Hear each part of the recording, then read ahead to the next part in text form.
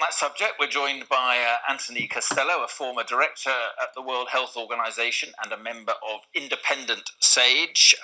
Good to see you. So is Boris Johnson ignoring the science? Where do you sit on this whole issue of the circuit breaker?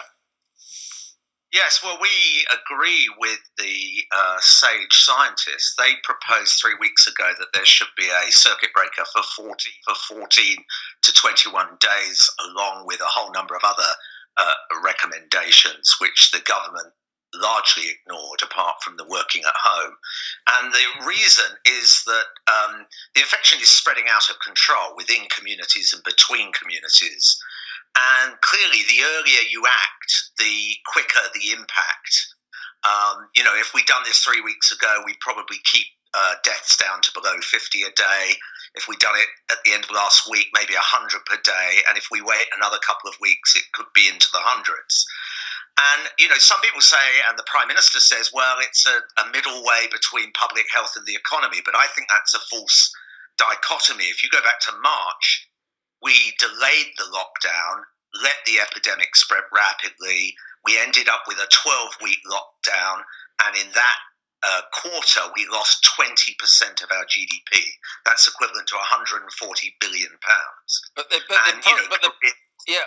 Isn't the problem one of kind of fairness? Why should businesses and pubs and restaurants in Cornwall and Norfolk have to close when there's very little of the virus there? Well, the economic effects of a spreading virus will be far worse in the long run. And of course, there is travel between different regions. And, London and the Southwest are behind the Northwest. But that doesn't mean that they're not going to be impacted if we don't get a grip. And that was the view of SAGE, and I think they're right.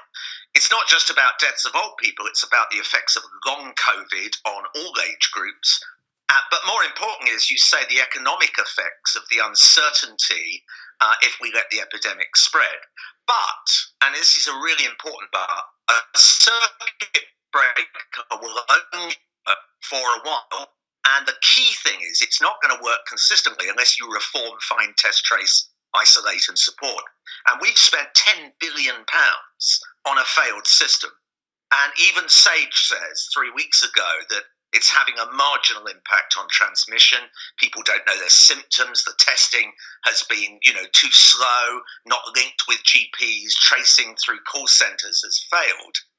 And, we're not following up people who are asked to isolate. We know that less than 18% of people actually isolate. Whose fault is that then, Professor? I mean, it does seem to be at that end of the system that there's a problem, and that is, people actually isolating, people, staying away from other people. I mean, is that a problem with the actual tracing system, or is that a problem with individuals just saying, I'm not going to do it? Well, you can say that, but lots of other countries have actually managed to do this. They're more generous. They make sure that everyone who's a case or a contact is followed up by a clinical worker. Look, this is a health issue, and this system needs to be integrated within the NHS. At the moment, the most important board in the country is the 15-person board under Baroness Dido Harding, because they are really responsible for what's going to happen with businesses, jobs, the economy, the stock market, our pensions, as well as the NHS. But are they up to it? At the moment, well, no, because they have on board, private sector people. That's okay, from Jaguar, Waitrose, Travelex, and TalkTalk. But they don't have any director of public health, or a GP, or a nurse, or a virologist, or indeed local politicians or community mobilisers. This has got to change. The whole economy rests on a protective shield. Once we get it back down, we could have done this in July. The system has failed consistently since then. We cannot go back. We have to have a reform process of find, test, trace, and isolate right now. So what did you make of, I don't know whether you saw Ed Conway reporting just a short while ago about these private consultants earning £1 million salaries having been brought in to help out with track and trace? think it's absolutely shocking. I mean, look, we could spend of the 10 billion that's been spent. You could have given £1 million to every GP surgery and £10 million to every public health authority. That would have managed the system effectively. That's what we need to do.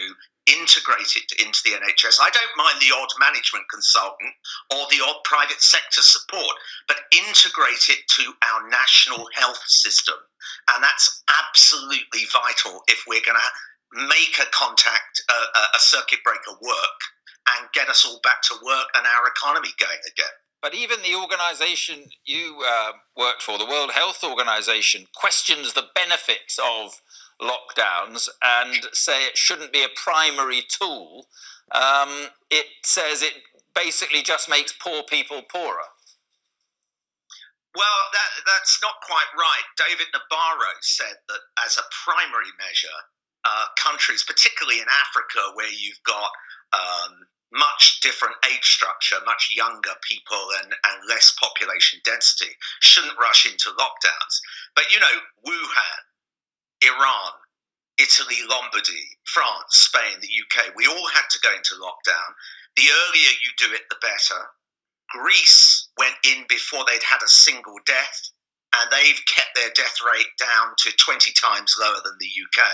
So short lockdowns are a good thing if you are in the Northern Hemisphere and if you've got an elderly population.